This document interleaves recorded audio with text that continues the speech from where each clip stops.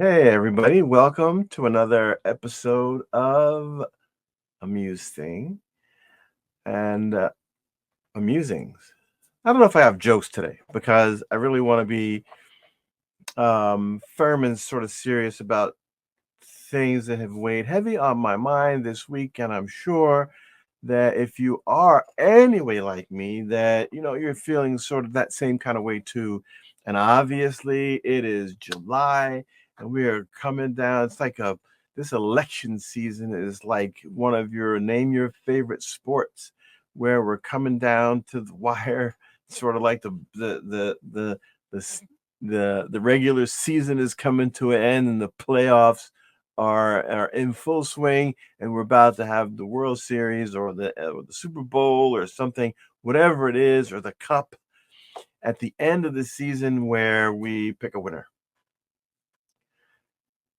And it's been tough. It's been tough. I do not affiliate personally as a Democrat or Republican. I reserve the right to vote up and down the ballot where I feel the choices of candidates are right for me and my kingdom. So let's look at that. What's my kingdom? So we have this country here, in this case, the United States, and you live in a state. I live in California. No hate because of all the things you hear about that and living here, and the prices are high and all that. And I live in San Diego, and I live in San Diego County, and then I live in a certain part of San Diego County in San Diego, and then a part in a street and a neighborhood or whatever. So and then I have my house and my family. And I say this often, that's my kingdom. That's my first political priority. I vote for my universe and the people that I'm responsible for taking care of, even if it's just in good advice, giving the people that I consider family first, right? So I don't know how you might look at it, but that's just how I see it. I think it's important to start there and sort of work your way up, or start at the top and then work your way down. Meaning, whatever the United States is doing, look at that and see if that aligns with your values, with your beliefs, with your desires, with your goals, with your roles, and that and those of your family, right? So if you're like me, you've got happen to have a teenager who is just getting ready to vote for the first time. You need to get them registered and drag them down and make sure that they vote. But don't tell them what to do and how to do it, because you're starting them off on a path of decision making, and they have to make their own decisions. And as I look around TikTok, Instagram, uh, YouTube, I see a lot of young men and women who are out here, and they're I think they're in their teens or their tweens, and they're out there and they're talking about how they feel about politics and candidates and parties and issues. I think that's fabulous. I don't know if there's enough of them, or you, if that's who you are, who are really engaged like that. And let's not forget all the stresses and pressures that the teenager of today has to go through school, social media, friends, parents, growing up, trying to figure it out. There's a lot of pressure on them, and it's not maybe like you think it was when you were growing up. We need to help them get through this. And while we're at it, let's keep up with our own civics learning and share it with our Gen Zers. Maybe they'll thank us for it. I always pick up this little book here, the Constitution, and just read a line or two. It's very small, but I mean, there's so much more. You can get volumes and volumes that explain, you know, what the contents and what the meanings are of how our nation is run. Civics. I think there's no end to the learning about them, and what you've learned or what I learned 30, 40 years ago, 50 years ago, is maybe still be relevant today, but I didn't, may not have applied it, or may not have paid attention to it, or may not have, quite frankly, understood it at that time frame. And so always continue to get a little understanding, whether you're being a participant in the local politics or an activist or something or a supporter. Just be knowledgeable enough to manage your kingdom and decide for yourself what's important to you. I was having a discussion with some friends about, I'm trying not to. So we've got, on one hand, we've got a Biden, and one hand, we have a Trump. And I'm going to just say, for me, over the years, I didn't like either one of them. And going back more years, there's candidates who were candidates and even presidents who I also wasn't too fond of, let's say. It's not a hate thing, just, wasn't maybe my choice. And then, after 4 years, you get through it, and then we move on to the next, and we do it again, and we repackage and we relook, and we find new candidates, new issues, new things that are important to us, the nation, and we hit the ballot box again. So, but this political season seems just a little bit more controversial than others. So here's me. I'm voting, and before I say that, there's this thought: am I center? Am I moderate? Am I progressive? Am I left? Am I right? Am I extreme? Am I what? Am I a wing nut? And I don't think I'm any of those, because I have values in the that align with the definitions of conservatism. I also have probably an equal set of values that align with a more progressive and a more liberal side of how we conduct ourselves as a country.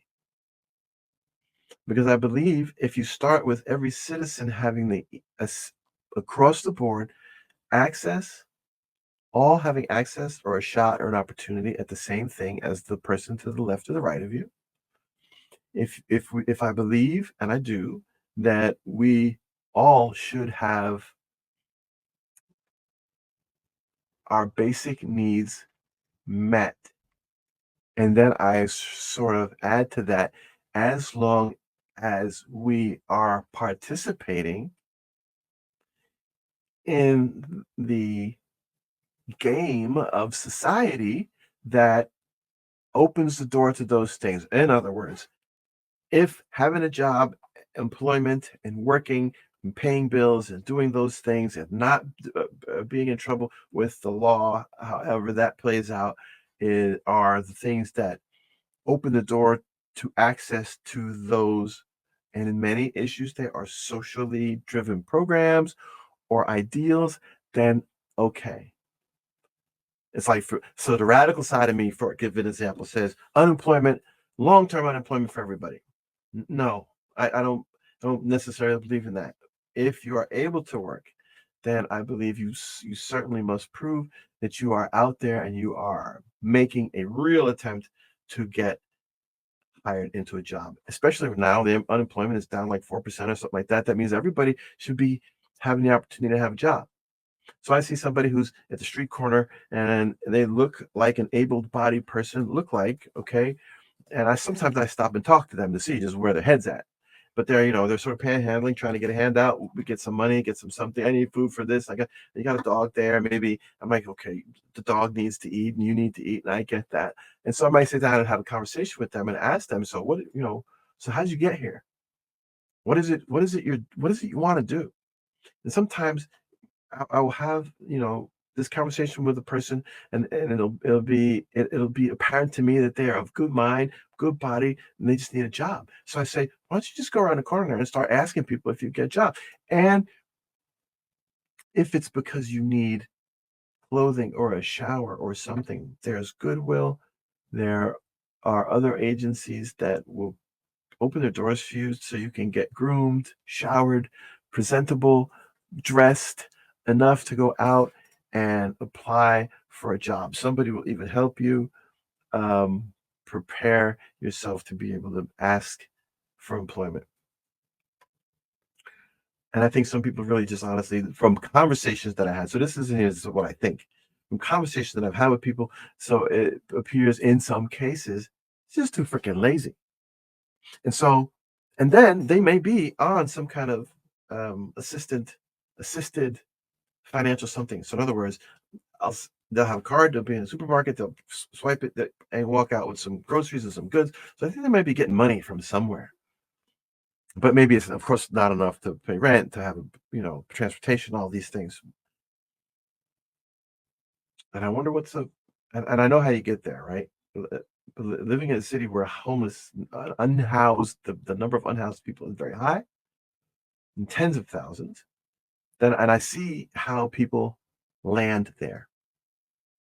Job downsizes. So, the salary they had was too much for the apartment that they're living in.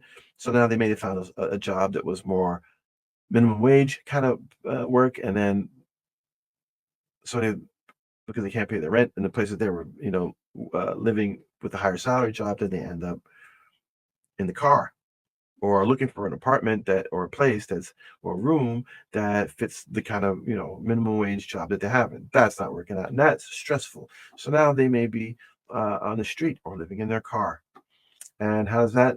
And it just sort of snowballs down into less and less money. Something happens, then they lose the minimum wage job. Now they're in their car and they're on unemployment, and they don't and their things are in storage, and they have to pay for storage, and then the money for the storage runs out and can't pay that, and then the storage is lost and all their possessions are lost. The cars run out of registration, breaks down, they can't fix it, sell it, and they've got a little bit of money, but they have nowhere to live, and next thing you know, they're in a shopping cart. And I see it. So that is something that absolutely needs to be addressed.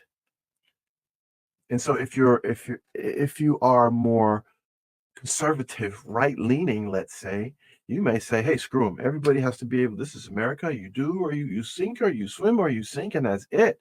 Nothing for you. Okay, got it. I'm with you on that. Then a part of me also says, on the more liberal, progressive side, says nobody should have to live like that.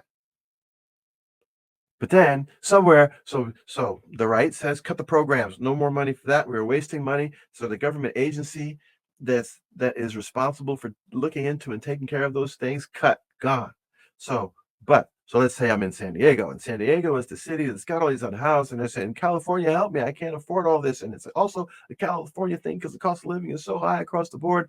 And why are people unhoused in California? For all the reasons I just mentioned. Plus, it's the best place in the world to be without a home because it's 70 degrees most days of the year. So if you're going to be out at night all night in all kinds of weather 24/7, 12 months a year, this is a place to be. Now, how do we solve for that problem? So do we stop? So there are those who would say we're going to cut those agencies at the federal level and cut those agencies at the state level, and that money needs to go back to the people because taxpayer money is paying for it. Okay, good. So now what happens on the other side is it doesn't solve the problem. Oh well, tough shit for the people who are suffering in that. Let them suffer. Okay, yeah. Crime then goes up. And littering goes up. Littering and loitering, all the things that make your city or where place you live, your neighborhood, an unpleasant place to be, that goes up.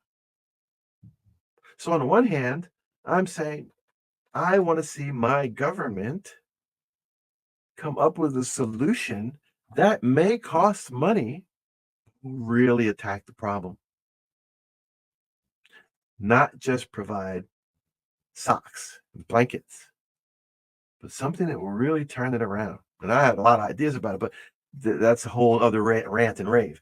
But I think that that is one of those issues of which there are many that divide us in our principles and our thinking. And a lot of that is social behavior that's driven by what we see, what we hear, what people are doing in other places, and how we feel. It could be your social beliefs, our social beliefs. It could be our morals and our ethics. So I'm a person who is a person of faith. I believe very strongly in ministering to people, and I believe that together we can solve any problem. I also am a realist that understands that those problems aren't going to be solved free of charge. So If I were to come up with a solution, then you might call me a socialist or a liberalist. If I say screw them, let them be, that's very, very far to the right. And so I'm neither of those, but I'm in. And my mom used to say, if you're sitting on the fence, you're not on either side. So get off the fence. I think on the fence is not in all cases the worst place to be, because you can hear both sides of the story. You can help each side come closer to the fence where all the people are sitting who want to see a solution, but don't want to go that far that way and don't want to go that far that way. And there is always a win-win scenario. There's always a third alternative.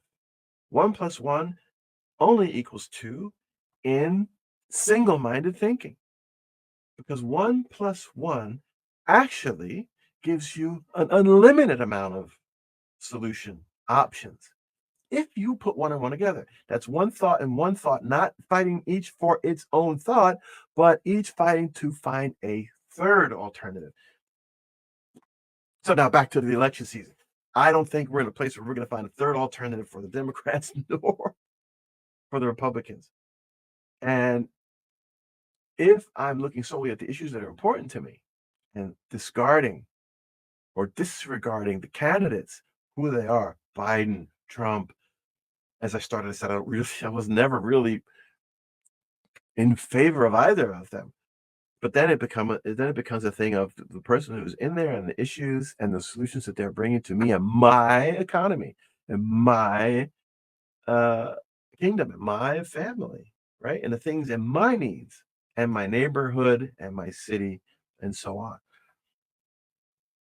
And I have very clear moral druthers about this particular season. And I'm going to be honest, and I said, no, you know what?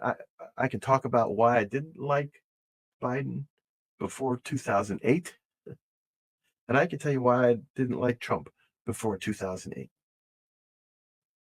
And one was policy, and the other was moral ethics. So Trump, 2008, he wasn't even considering running for president or a dog catcher or anything else. He was a businessman in New York, and I'm from New Jersey, and I've had my biases about him that go back 40 years easily when I first heard his name.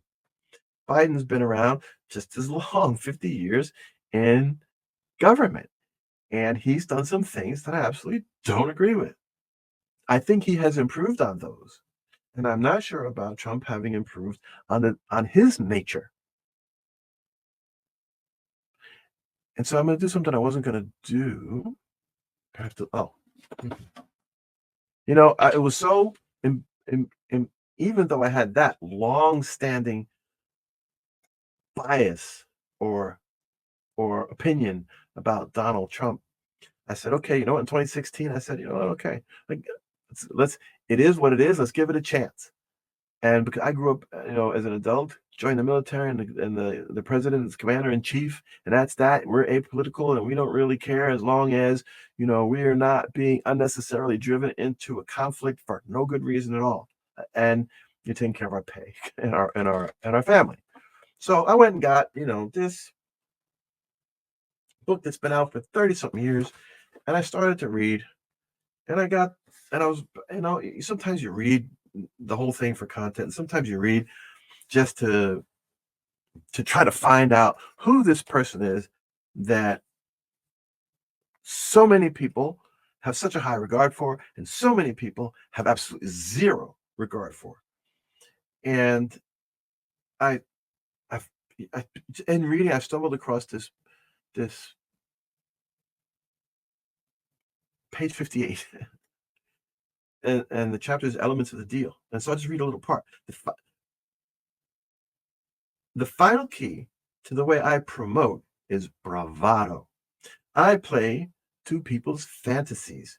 People may not always think big themselves, but they can still get very excited by those who do.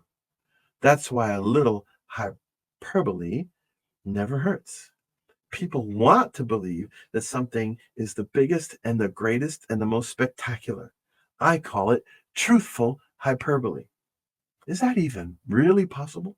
That's me saying that.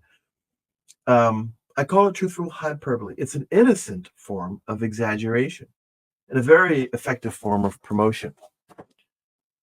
Now, on the surface, that might not say much. But if I'm looking at the character of the person standing before me now in 2024, there's some insight to what that really means. It means actually that I will lie to you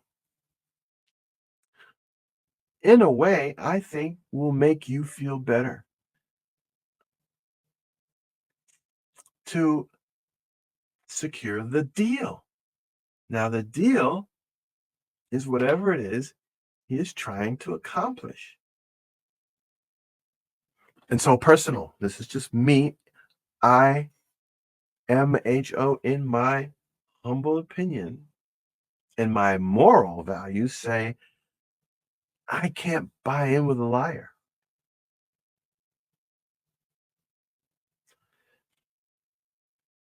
Because the profession that I started this life in, well, I probably started this life in faith and ministry and then to the military, so that was my profession. I would say that honesty is the only way to get people to follow you and to really achieve an objective. Because anything else really only works once. And for me, in this case, for Mr. Trump,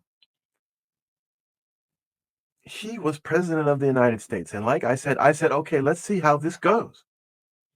And then there were some lies, and that's where I say, okay, fool me once, shame on you. Fool me once, shame on me. Fool me twice, shame on you. And you don't get a second chance with me. And if I lied to you about something, and you feel that I, sold you something in bad faith, you're not coming back to me.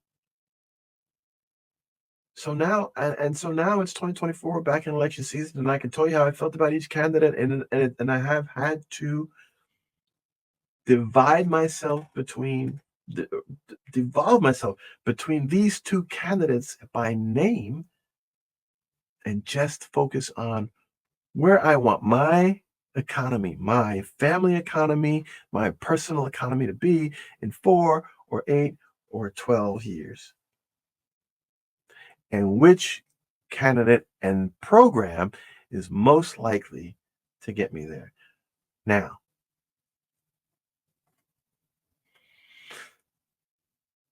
either side has not practiced a lot of discretionary spending. We've wasted lots of money in and out of government. So I think that's a problem that has to be solved at the legislative level, Congress and Senate. So down the ballot now, once you've decided who's best for your moral and your ethics and your beliefs and your faith or what have you, that's top. And then again, go down the ballot to make sure that you are sending the right person to Washington, or you're selecting the right person to go to Washington who also represents your beliefs and your values and your ethics and your morals. If you're 18 years old and you haven't figured all that out yet, then inform yourself. You have plenty of time. Right now, this episode, you've got 100-something days. That's half a high school. That's a whole semester. School, figuring it out. And you're about to go to college, if that's who you are, or trade school, or work, or the military, or whatever. And so you are adult enough to make a decision. That's why you have the right to vote, and to get informed. Your parents are not your leader in this. You will be the one 20 years from now who is reaping the benefit or sweeping up the messes that occur from 2024 to 2027, 28. My first election was Ronald Reagan versus Jimmy Carter. No, the second one after that, probably 1980, 84. Gosh, I don't even remember. Ronald Reagan, though, was in the incumbent. And he said a lot of things that I thought, oh, wow, this is great. We can believe in that and we can see that. And then 40 years later, that crap didn't work. And we're paying for it right now. We are paying for, and he might have been the best candidate at the time. I really can't recall. I have to go back and read about it. But the economical plan that was laid out in 1984, we're still paying for it in 2024. So inform yourself and figure that out for yourself. Whatever you do, don't stay home. Do not let whoever you are, whatever age, if you're 18 or you're 80 or you're 90 or 100, do not stay at home. Because that'll be the worst mistake that you can make for my personal economy and this country and your economy too. So that's a wrap for today. That's or for this episode. And then we'll see. Whatever you do, put your comments, your likes, subscribe. I have to get started somewhere. I'm not even looking at subscribers at this point, but I love to have some people start. Put some likes, put some comments, tell me what you think. You liked it, you hate it. It's okay, because this is my universe and I get to sort of run it the way I want to. And you're entitled absolutely to your opinion about what I'm saying. All right. Happy day.